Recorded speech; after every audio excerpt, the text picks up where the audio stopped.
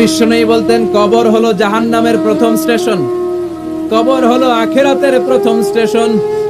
কবরের এই স্টেশনে যদি মাফ পাওয়া যায়, সামনে যতগুলো স্টেশন পার হতে হবে সবগুলারে সহজ করে দিবে কে? আর কবরের স্টেশনে যদি গন্ডগোল লাগে, সামনে আরো গন্ডগোল আছে না নাই? বেশি না কম? এজন্য বিশ্বনবী বলতেন আল কবর ইম্মা রাউদাতুম মিন রিয়াদিল জান্নাহ আও হুফরাতুম মিন হুফারিন নার। কবর হয়তো কারো জন্য জান্নাতের বাগান, কিংবা কারো জন্য জাহান্নামের গর্ত। আমরা আল্লাহর কাছে দোয়া করি, আল্লাহ আমাদের সকলের কবরগুলোরে জান্নাতের বাগান বানিয়ে দাও। এজন্য বিশ্বনবী সব সময় দোয়া করতেন, আল্লাহুম্মা ইন্না নাউযু বিকা মিন আযাবিল কবর। ও আল্লাহ, কবরের আযাব থেকে তুমি আমাদের বাঁচাও, পড়েন আমিন। বিশ্বনবী বলতেন, আমি দেখেছি কবরের মধ্যে তোমাদেরকে প্রশ্ন করা হবে, কবরে তোমাদের পরীক্ষা নেওয়া হবে। পুরো দুনিয়াটাই যেমনি পরীক্ষা, আখিরাতের প্রথম স্টেশন কবরেও পরীক্ষা আছে না নাই? প্রশ্ন আছে না নাই? কয়টা? জোরে বলেন। মুমিনদের জন্য 4টা, কাফিরদের জন্য 3টা। ভালো করে জানেন, চিল্লায় বলেন, মুমিনদের জন্য কয়টা, কাফিরদের কয়টা? প্রশ্নপত্র ফাঁস করে দিছে কে? কথা কম। এরপরও যদি ফেল করি, দোষ কার? দোষ আমাদের, আমাদের দোষ। কবর দেওয়ার পরে 40 কদম যখন আত্মীয়রা চলে যায়, দুজন ফেরেশতা আসবে, বসাবে। এই ঘটনাটা আমারও ঘটবে, আপনারও ঘটবে, বিশ্বাস হয়? প্রস্তুত আছেন তো? বসিয়ে দেওয়া হবে।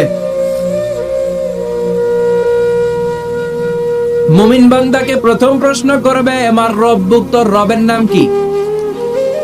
মুমিন বান্দা বলিষ্ঠ কণ্ঠে বলে দিবে, আল্লাহ আমার রব, এই রবই আমার সব। পড়েন, আল্লাহ আমার রব, এই রবই আমার সব।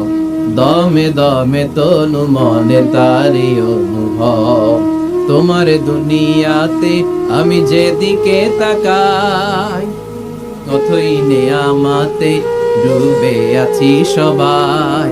পাখ পাখালির গানে শুনি তাসবিহ কলো রব, তাসবিহ কলো রব। আল্লাহ আমার রব, এই রবই আমার সব। পড়েন আমিন। আমরা যেন আল্লাহ বলিষ্ঠ কণ্ঠে বলতে পারি, আল্লাহ আমার রব, তুমি কবুল করো। পড়েন আমিন। প্রথম প্রশ্ন খালাস। দ্বিতীয় প্রশ্ন, আমা দীনুক, তোর দিনের নাম কি, ধর্মের নাম কি? চিৎকার দিয়ে আমরা বলবো, আমাদের ধর্মের নাম। তৃতীয় প্রশ্ন করা হবে, মান হাদার রাজুল, দেখো তো এই লোকটারে চিনো কিনা, এই লোকটারে চিনা চিনা লাগে কিনা। আমরা বলবো, চিনি, মানি, এই লোকের জন্য আমরা দুনিয়াতে সব করতে রাজি ছিলাম। এই লোকের জন্য আমরা দেহের প্রাণ ঢালা উচ্ছ্বাস ছিল আমাদের হৃদয়ে। আমাদের দেহের রক্তটুকু বিলিয়ে দিতে আমরা পৃথিবীর বুকে কোনটা বোধ করি নাই। চিল্লায় বলেন ঠিক কিনা? এই নবী আমাদের পেয়ারা নবী, চাঁদের চেয়েও সুন্দর তুমি, নবী আমার কামলিওয়ালা। চাঁদের চেয়ে সুন্দর তুমি, নবী আমার কামলিওয়ালা। দু জাহানের বাদশাহ তুমি, প্যারা নবী সাল্লে আলা। দু জাহানের বাদশাহ তুমি, প্যারা নবী সাল্লে আলা। চাঁদের চেয়ে সুন্দর তুমি, নবী আমার কামলিওয়ালা। পড়েন আল্লাহু আকবার। আমরা বলবো, এটা আমাদের কামলিওয়ালা নবী। এই নবীর অনুসরণ আমরা করেছি, এই নবীর কথা আমরা দুনিয়ায় মেনেছি। তার মানে প্রথম প্রশ্নেও পাস, দ্বিতীয় প্রশ্নেও পাস, তৃতীয় প্রশ্নেও পাস। এবার মুমিনদের জন্য এক্সট্রা একটা কোশ্চেন আছে না নাই? 4 নাম্বার প্রশ্নটাও জেনে রাখেন, কবরে কাজে লাগবে। তখন জিজ্ঞেস করা হবে, ওমা ইলমু, ওমা ইলমু, what is the source of your knowledge, what is the source of your answer. এই যে 3টা প্রশ্নের উত্তর দিতে পারলা বাঘের বাচ্চার মতো, তথ্যসূত্র কি? What is the reference? কোত্থেকে শিখছো, কোত্থেকে শিখেছেন বলে আসতে হবে। আমরা বলবো আমরা কোরআন থেকে শিখেছি, হাদিস থেকে শিখেছি, মাহফিলগুলোতে জেনেছি, বয়ানগুলো থেকে শিখেছি। পড়েন সুবহানাল্লাহ। চারটা প্রশ্নের উত্তর যখন আপনি দিয়ে দিবেন, ফেরেশতারা বলবে আহলান ওয়া সাহলান, কংগ্রাচুলেশন। কি বলবে? আহলান ওয়া সাহলান মানে কংগ্রাচুলেশন, খুশ আমদেদ, খুশ আমদেদ, খুশ আমদেদ। ويفسح له قبره 70 ذراعا, কবরটারে 70 হাত লম্বা করে দেয়া হবে। ويفتح له باب الى الجنه, জান্নাতের দিকে একটা দরজা সেট করে দেয়া হবে। ওই জায়গা দিয়ে, দরজা দিয়ে জান্নাতের এয়ার কন্ডিশনের ঘরগুলো থেকে ঠান্ডা হিমেল বাতাস আর সুগন্ধ এসে কবরটারে আমোদ করে দিবে। ওয়ায়ুলবাসু মিন লিবাসিল জান্নাহ, জান্নাতের চমৎকার একটা পোশাক পরিয়ে দেয়া হবে। আর বলা হবে নাম কানাউমিল আরুস, বাসর রাতে বর যেমনি কনেকে নিয়ে আনন্দের ঘুম দেয়, তুমিও একটা ঘুম দাও। সুবহানাল্লাহ পড়ে। নাম কানাউমিল আরুস, বাসর রাতে বর যেমনি কনেকে নিয়ে ঘুমায়, ঘুমাও ঘুমাও। মধুর একটা ঘুম আপনার সেদিন হবে। ইসরাফিলের শিংকার আওয়াজ, ওই হুইসেল বাজার আগ পর্যন্ত ওই ঘুম কেউ আপনার ভাঙাতে পারবে না। আল্লাহ কবরের চারটা প্রশ্ন, এগুলোর সঠিক উত্তর দিয়ে জান্নাতের পোশাক পরে আমরাও যেন ঘুমিয়ে থাকতে পারি, তৌফিক দাও। আর জোরে পড়েন আমিন। এবার নাস্তিকদের পালা, বামপন্থীদের পালা, রামপন্থীদের পালা, ইসলাম বিরোধীদের পালা, কোরআন বিরোধীদের পালা, নবী বিরোধীদের পালা। ওদের সামনে দুজন ফেরেশতা আসবে, আসওয়াদান আজরাকান, আসওয়াদান আজরাকান, নীলাভ চোখ, কালো গাত্র বর্ণের। নীলাভ চোখ, চোখগুলো নীল, গায়ের কালার হবে কালো। তাহলে কি ভয়ঙ্কর চেহারা হবে ফেরেশতা দুজন। এসে বলবে ওঠ, বস। মার রব্বুক, তোর রবের নাম কি? কয় জানি না। কি কয়? জানি না, আদ্রি, আমি জানি না। আমি অমুক নেতার পিছনে পিছনে ঘুরতাম, খালি এটা মনে আছে। আমি মাও সেতুংকে নেতা মানতাম, আমি কার্ল মার্কসকে নেতা মানতাম, আমি নেতা খেতাদের পিছনে ঘুরতাম। রব কি, ইসলাম কি, দিন কি, কিচ্ছু আমি জানি না। মাফ চাই, জানি না। দ্বিতীয় প্রশ্ন, আমাদের উত্তর ধর্মের নাম কি? আমার কোনো ধর্ম নাই, আমার কোনো ধর্ম নাই, আমি হলাম নাস্তিক। আমি কি? কথা বলেন, আমি কি? আমি এক প্যাকেটের বিরিয়ানির সন্ধান পাইলে শাহবাগের প্রজন্ম চত্বরে যায় ডান্স দিতাম। এরকম ডাকাইতেছে না নাই? আমার দিন উত্তর ধর্ম কি? কয় জানি না, মাফ চাই, আমি কিচ্ছু জানি না, ধর্ম টর্ম নাই আমার, আমি নাস্তিক। ফেরেশতারা বলবে ও তুমি নাস্তিক, দাঁড়াও আর একটা বাকি প্রশ্ন, এরপরে খেলা শুরু, ঠিক কিনা? 3 নাম্বার প্রশ্ন, ওমান হাযার রাজুল, এই লোকটাকে চিনো কিনা দেখো।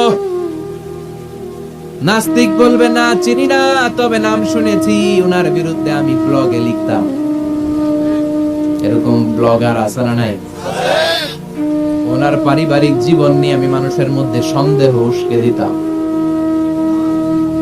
ওনার পুত পবিত্র চরিত্রের ব্যাপারে আমি দুনিয়ার বুকে মন্দ কথা বলতাম, ওনারে আমি গালি দিতাম। আমি ছিলাম ওনার বিরুদ্ধ শক্তি, ওনার পক্ষের কোন শক্তি আমি ছিলাম না, আমি সব সময় ওনার বিপক্ষে ছিলাম। ফেরেশতারা বলবে হায় হায়, তুই তো ডবল জিরো, 100তে কত পাইছে? কথা কো, লা তারাইতা ওয়ালা তালাইতা, কিছুই পারলি না, তুই তো পোড়া কপাল। ফায়ুতরাকু মিন মাতারিক মিন হাদিদ, লোহার একটা হাতুড়ি থাকবে, এক হাতুড়ির বাড়িতে মাথাটা ছিন্ন বিচ্ছিন্ন হয়ে যাবে, দেহটা জমিনের মধ্যে ঢুকে যাবে। তার চিৎকারে ওই কবরস্থানটা থার থার করে কাঁপবে, কিন্তু কেউ শুনবে না। মানুষ আর জিন ছাড়া সবাই শুনবে। এই জন্য মাঝে মাঝে কবরস্থানে দেখবেন গরু বেঁধে রাখলে রশি টুসি সিরা গরু দেয় দৌড়। আছে না নাই? এক একটা আঘাত এসে ছিন্ন বিচ্ছিন্ন হয়ে যাবে। ইউকালু লিল আরদি, জমিনকে বলা হবে ইলতাইমি, চাপ দাও, প্রেসার মারো। ফাতাখতালিফা আদলাউহু, দেহের এই পাজরগুলো ডান দিকের পাজর বাম দিকে যাবে, বাম দিকের পাজর ডান দিকে আসবে, পুরো দেহটা পাউডার হয়ে যাবে। তার এক একটা চিৎকারে পুরো কবরস্থান থারথার করে কাঁপবে। হাত্তা সা, আর এই খেলা চলতে থাকবে ইসরাফিলের সিংহা পর্যন্ত। মুমিনের ঘুম চলতে থাকবে ইসরাফিলের, আর ওর সাথে ফেরেশতাদের খেলা আছে না নাই?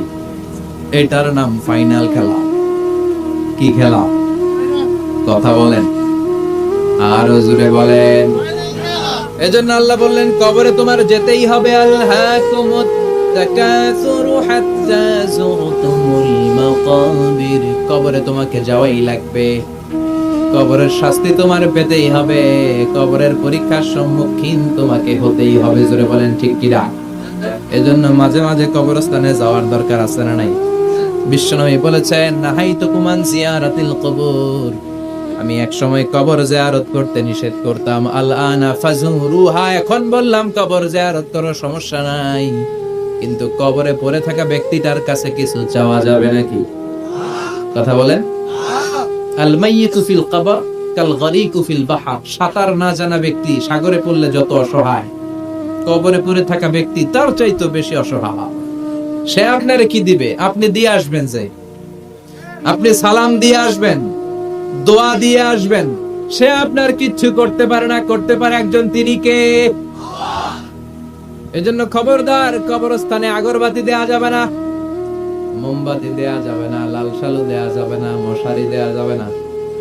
অনেকে কবরস্থানে মশারি টাঙ্গায়, আছে না নাই? কেন মশা কামড়ায়? তো মশারি দেয় কেন? ঘটনাটা কি? দেখবেন যে বেয়াদবটা কবরস্থানে যে মশারি দেয়, মাজারে মশারি দেয়, ওর বাপেরে মশায় খান, ওর মায়ের ডেঙ্গু রোগ, কামড়াইতে কামড়াইতে ওর মায়ের ডেঙ্গু জ্বর, ওর বাবারে কামড়ায়, মশায় খায়, মারে মশায় খায়, মা বাবারে মশারে না দিয়া মাজারে দিয়ে আস, কপাল পোড়া। মাজারে মোমবাতি দিয়ে আসে, আছে না নাই? মোমবাতি কেন দেয়? ভিতরে আলো নাই নাকি? আহা, কপাল পোড়া। মোমবাতি দিবেন যেখানে ইলেকট্রিসিটি নাই, যেই ঘরে আলো নাই ওই ঘরে আলো দিলে আপনার বাবার কবরে আলো দিয়ে দিবে কে? মাজারে যায় মোমবাতি দেয়, ছাগল দেয়, গরু দেয়, মানত করে, আছে না নাই?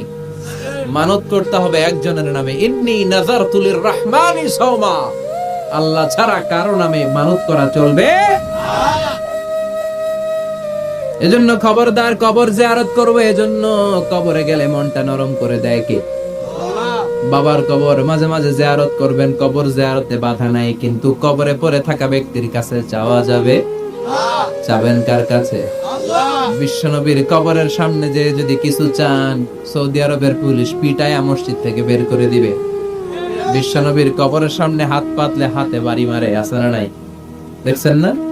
বলে অ্যাবাউট টার্ন, পিছনে ঘুরেন, কিবলা তো ওইদিকে, কিবলার মালিক আল্লাহর কাছে চাও। দিতে পারে তো একজন।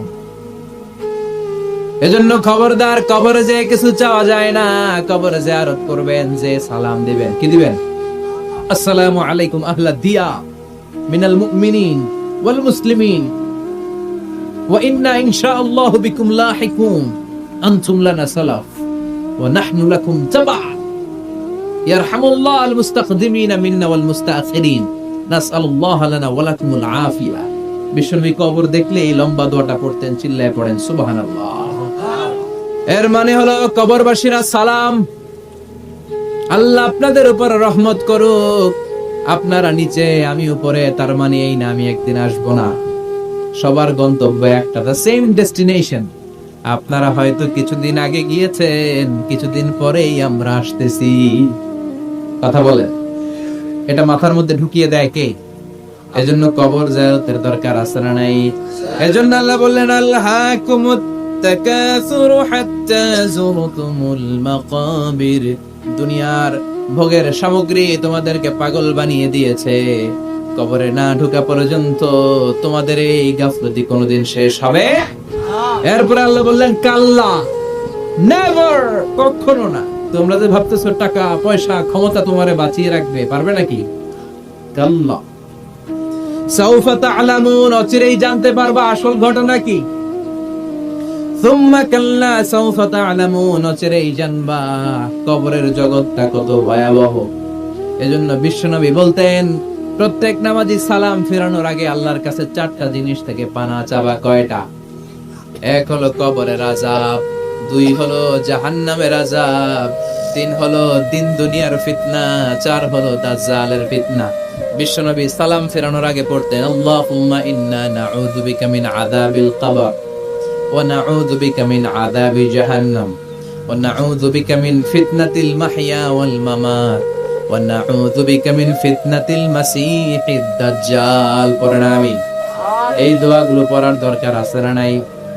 এরপর আল্লাহ বললেন কাল্লা লাউ তা'লামুনা ইলমাল ইয়াকিন, যেদিন তুমি মৃত্যু নিজ চোখে দেখবা ওই দিন তোমার যে এক্সপেরিয়েন্স হবে ওয়াজ শুনে সেটা কোনোদিন হবে না। ইয়াকিন 3 ধরনের, একটা ইলমুল ইয়াকিন, মরতে হবে, এটা যখন জানি ইলমুল ইয়াকিন।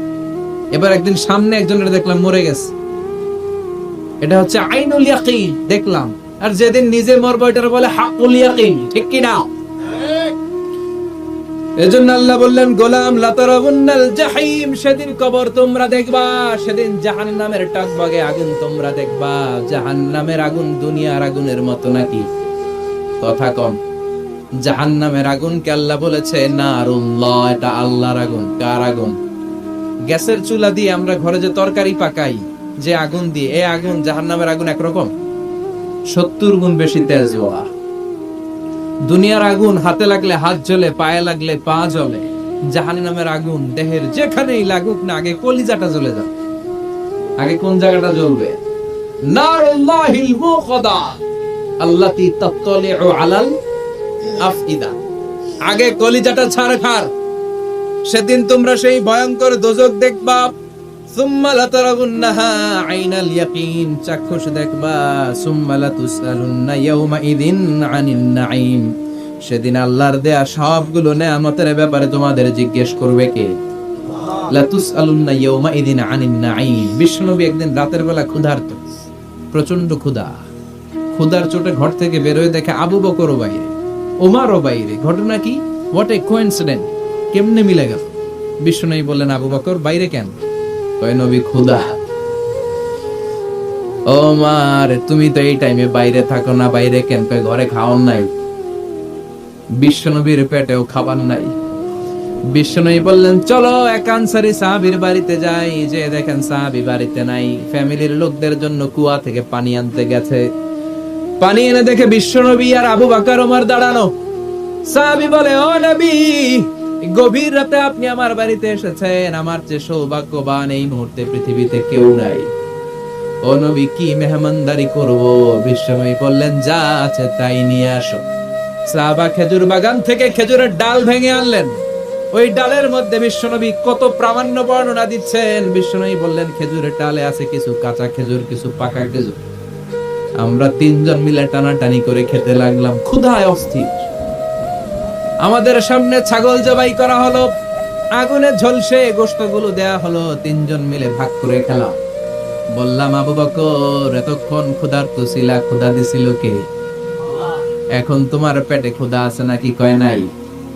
এই নিয়ামত তোমার দিল কে?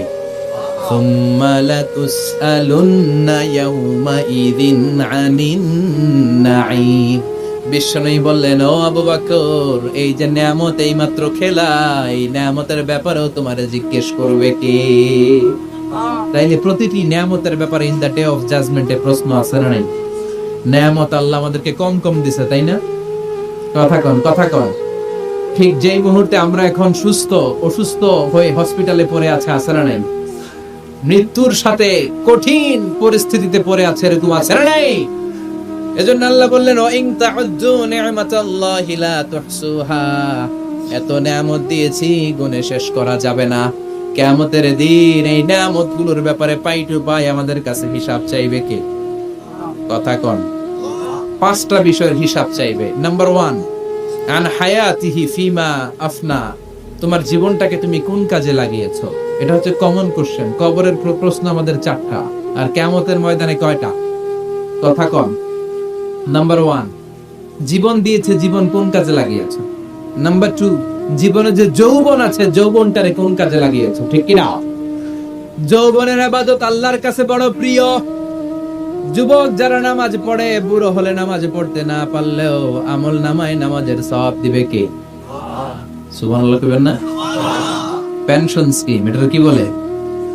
After service appreciation. 30 বছর গভর্নমেন্ট জব করার পরে বয়স হচ্ছে 60, আর করতে পারেন না, তখন একটা এক বান্ডেল টাকা আপনারে দিয়ে দিবে।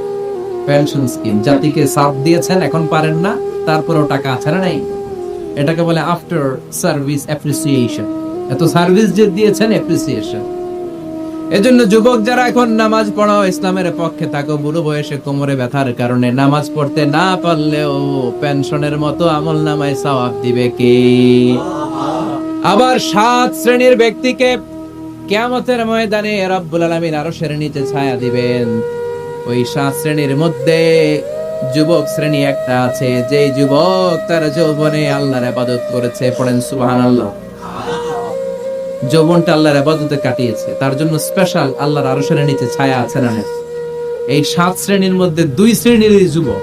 একটা হচ্ছে যে যুবক বয়সে ইবাদত করেছে, আর একটা হচ্ছে যে যুবক কোন মেয়ের সাথে পাপ কাজের অফার পেয়েও বলেছে ইন্নী আখাফুল্লাহ, নিশ্চয় আমি ভয় পাই একজনকে। তিনি কে? চিল্লায় বলেন কে? যাদের হৃদয়ে আছে আল্লাহর ভয়, তারা কবু পথ ভুলে যায় না। আল্লাহর প্রেম ছাড়া এই দুনিয়ায় কারো কাছে কোনো কিছু চায় না। রাতের আধারে যারা সেজদাতে রয়, দু চোখের শ্রুতে নদী যেন বয়। ছলনার হাতছানি যতই ডাকুক, পেছনে ফিরেও সে তাকাই না। যাদের হৃদয়ে আছে আল্লাহর ভয়, তারা কবু পথ ভুলে যায় না। ঠিক কিনা? আল্লাহর ভয় অন্তরে থাকার দরকার আছে না নাই? এজন্য এই 5টা প্রশ্নের উত্তর না দিয়ে কোন বনি আদম কিয়ামতের দিন পা নাড়াতে পারবে? আল্লাহ আমরা যেন প্রশ্নগুলোর উত্তর সঠিকভাবে দিতে পারি, তুমি তৌফিক দাও। এজন্য দুনিয়ার মোহে পড়ে থাকা যাবে না, কবরের চিন্তা থাকার দরকার আছে না নাই? কবর নিয়ে ভাবতে হবে। কবর is a reminder for every মুসলিম। এই কবর, গ্রেভিয়ার্ড, কবরস্থানগুলো আমাদের জন্য রিমাইন্ডার। প্রতিদিন অ্যানাউন্স হয় অমুক এলাকার অমুক ভাই আমাদের মধ্যে দুনিয়ায় নাই, তারপরেও আমাদের টনক নড়ে না। ঠিক কিনা? এজন্য আল্লাহ বলেছেন আলহাকুমুত তাকাসুর, তোদের টনক নড়বে না হাত্তা যুরতুমুল মাকাবির, যতদিন না তোমরা কবরের ভেতরে না ঢুকবে।